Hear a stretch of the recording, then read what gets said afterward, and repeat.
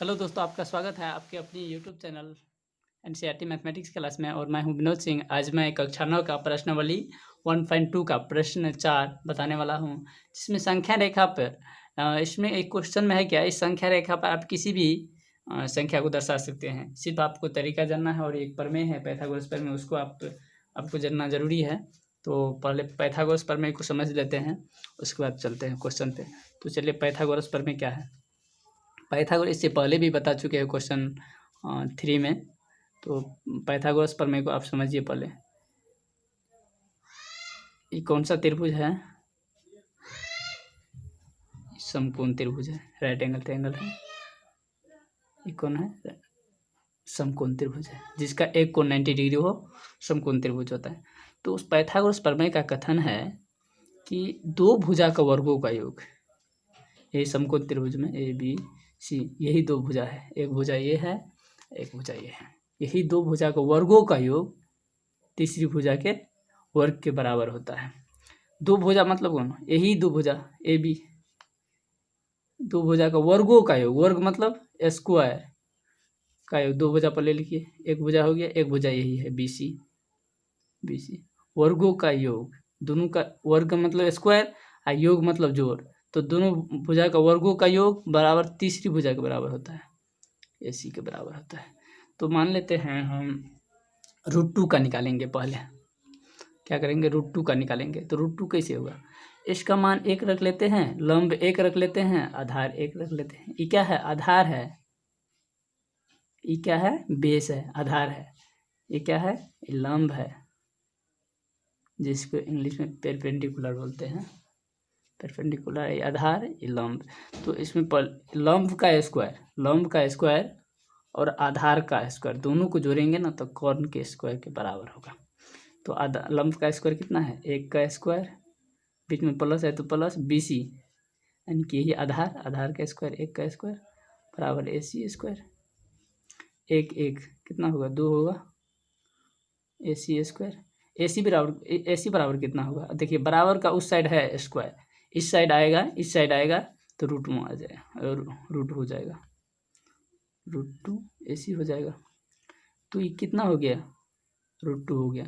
तो हमको क्या करना है इसमें कि इस प्रमेय में यही देखना है कि लंब और आधार को स्क्वायर करके यदि कुछ भी संख्या निकालना है, जैसे √5 निकालना है, तो कितना का स्क्वायर करेंगे? 2 का स्क्वायर प्लस 1 का स्क्वायर करेंगे रूट अंदर।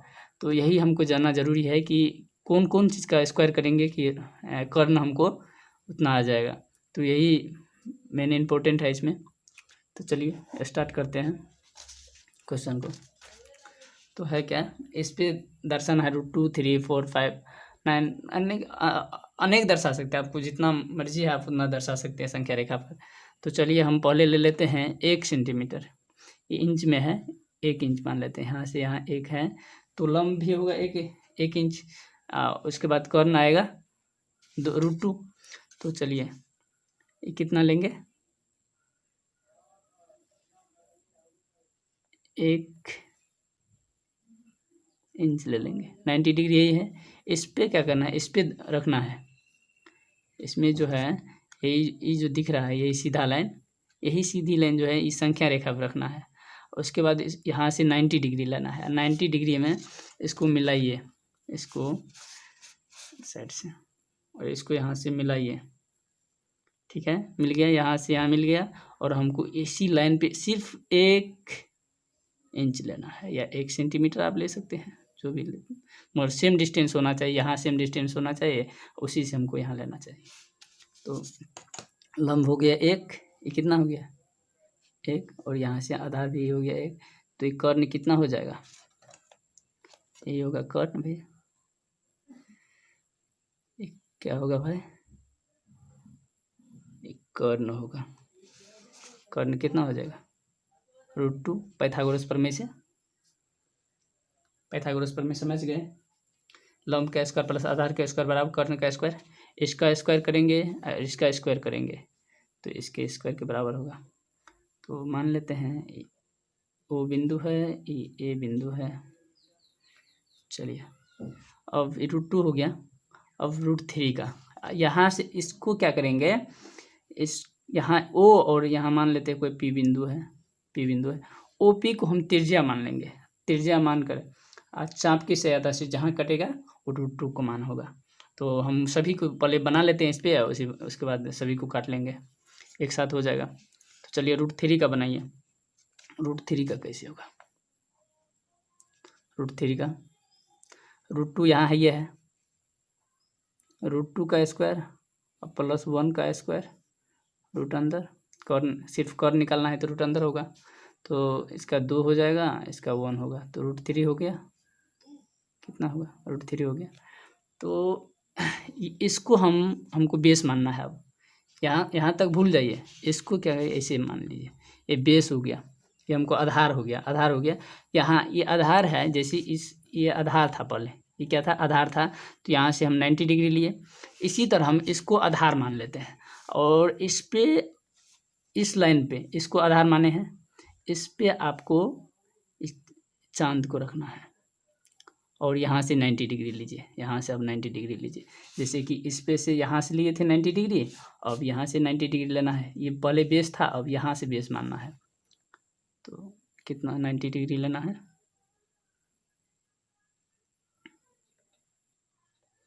बिल्कुल सीधा में लेना है, सही मान आएगा तब। कितना हो गया? 90 डिग्री।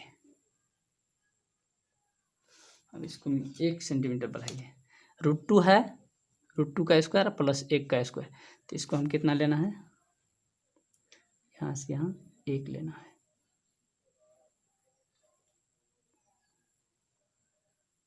एक लिए, अब इसको मिलाइए।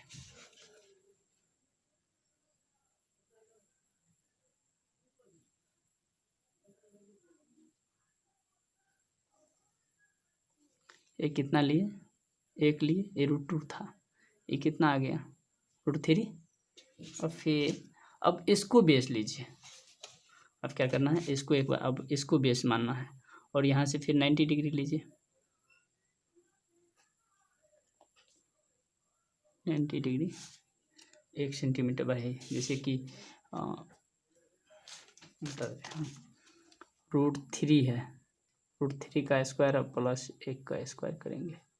√3 का स्क्वायर और 1 का स्क्वायर रूट अंदर में हुआ कितना? 3। √3 का स्क्वायर 3 +1 का स्क्वायर 1, √4 हो गया ना। तो यहाँ √3 है, यहाँ पे हमको 1 लेना है सिर्फ। कितना लेना है? 1।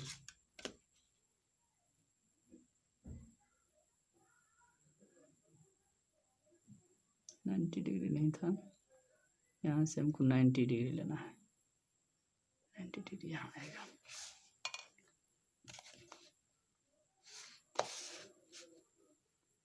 यहाँ से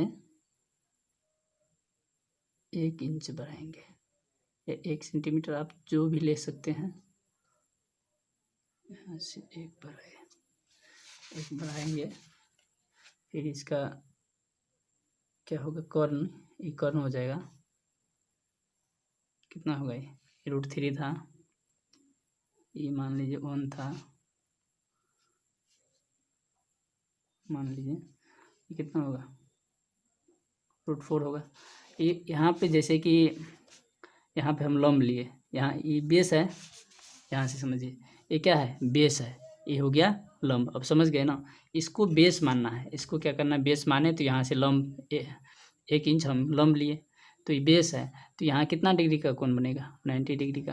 जैसे कि यहाँ पे भी बनेगा, ये बेस था तो इस पर 90 डिग्री का। जैसे कि यहाँ ये बेस था तो यहाँ 90 डिग्री का। अब यहाँ भी 90 डिग्री का बनेगा यहाँ। अब इसको बेस मानिए, इसको अब बेस मानना है, इसको बेस माने।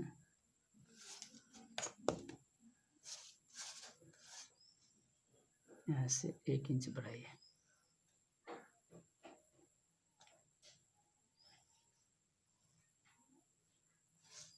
इसको यहाँ से मिला दीजिए।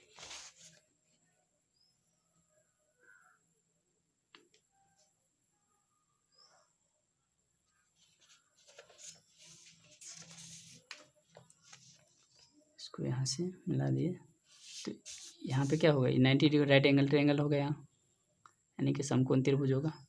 तो ये √4 था, E1 मान लीजिए, E1 था, मान क्या 1 लीजिए, √4 है, एक कितना हो जाएगा, √5 हो जाएगा।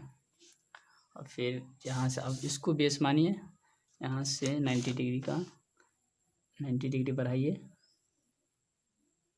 1 सेंटीमीटर या 1 इंच जो आप ले रहे हैं, 1 इंच या 1 सेंटीमीटर, यहाँ से 1 इंच बढ़ाना है। फिर 1 इंच बढ़ाएं, फिर ये क्या होगा, कर्ण हो जाएगा। ये आधार है, ये लंब है, 90 डिग्री यहाँ बनेगा कौन, यह आधार है, इसको माने, ये लंब हुआ, ये कर्ण हो जाएगा। क्या होगा, कर्ण हो जाएगा। जैसे कि √5 का स्क्वायर है, 1 का स्क्वायर, तो रूट अंदर 6 का स्क्वायर, 6 होगा। अब फिर क्या करना है, फिर एक हम यहाँ पर आइए 90 डिग्री, इसको बेस मानना है।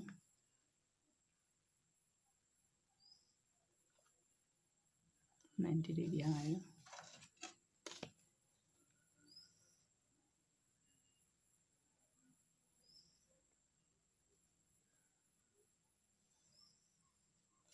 चलिए इसको यहाँ मिलाइए। सबका केंद्र क्या हुआ, ओ होगा, जो केंद्र यहाँ है, ये ओ बिंदु है, केंद्र है। ये कितना हो जाएगा, √6 था, √7, ये भी 1 होगा, ये 1 होगा। फिर 1 इंच आप बढ़ाए 90 डिग्री, इस पर से 90 डिग्री लीजिए। क्या करना है, 90 डिग्री,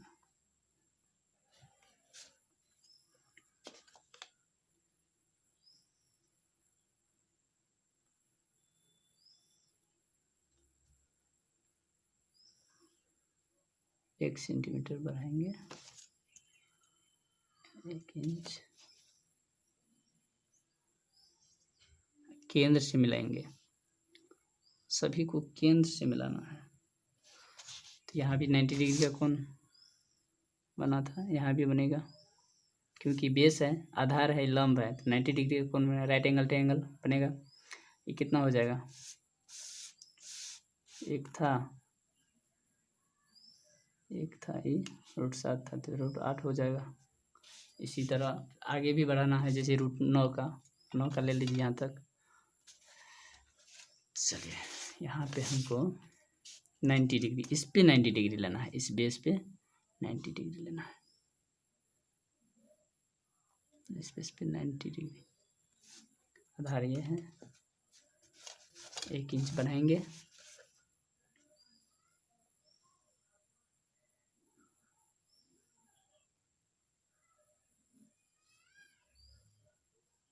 एक इंच बढ़ाएं और इसको केंद्र से मिलाएंगे।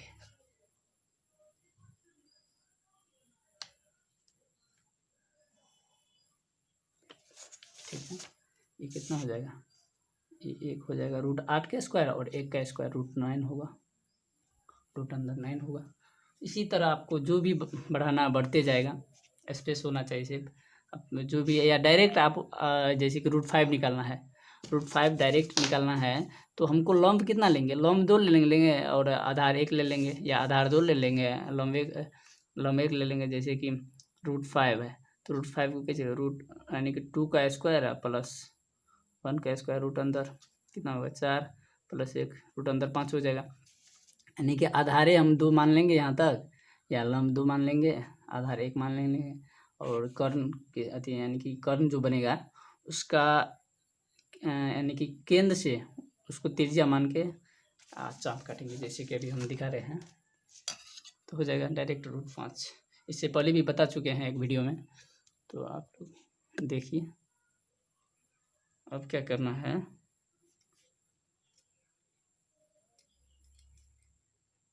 इसको बेस, यहाँ से ये वो केंद्र है, वो क्या है, ये केंद्र है, और ये पी को आप त्रिज्या मानिए, त्रिज्या मानकर चाप की सहायता से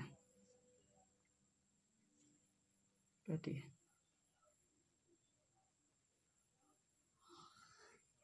जहाँ कटेगा ये √2 आएगा। मान लेते हैं ये कोई बिंदु है, बी बिंदु है। फिर आप इसको ओ से इसको हम मान लेते हैं त्रिज्या, इसको त्रिज्या मानकर काटिए।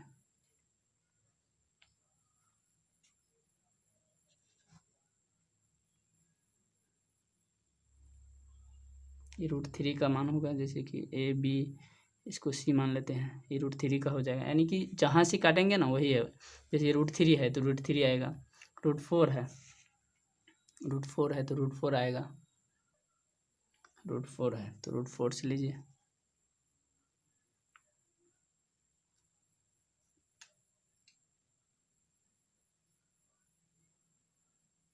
क्या होगा, √4 हो जाएगा। और √4 का मान कितना होता है, √4 का मान कितना होता है, 2 होता है। तो 2 पर कट गया ना एकदम सॉलिड, देख लीजिए ये √4 हो जाएगा। ये √4 है तो ये 2 पे कटेगा, यानी √4 का मान 2 होता है तो संख्या रहेगा 2 पे कट गया। उसी जैसे कि यहाँ √2 है, √2 है तो इसका मान कितना होता है √2 का, 1.414 डेट अनंत तक होता है। तो इसी तरह ये जो कटा √2 पे तो 1.4 के मान पे कटा।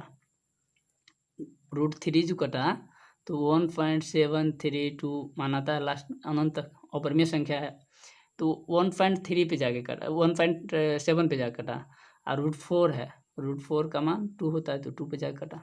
समझ गए ना। इसी तरह अब इसको भी आधार ले लेते हैं, वीडियो रोक बना देते हैं एक बार। इसी तरह से क्या करना है, इसको भी यहाँ से यहाँ त्रिज्या मान लेना है और चाप की सहायता से काटना है। तो ये √9 है, √8 तक हम बना दिए हैं, आप लोग देख लीजिए। और ये √9 है यहाँ से यहाँ तक, यहाँ इसको भी काट लेते हैं चाप की सहायता से, तो हो जाएगा √9 9 पे कटेगा, 3 पे कटेगा। तो √9 का मान कितना होता है, √9 का मान भी होता है 3। तो √9 का लिए यानी कि त्रिज्या लिए √9 का, तो कितना पे 3 पे आप 3 पे आप आगे कटा। तो यही दर्शाना था इस संख्या रेखा। आप लोग समझ गए तो यदि अच्छा लगता है वीडियो तो लाइक शेयर कमेंट कीजिए और सब्सक्राइब कीजिए चैनल को।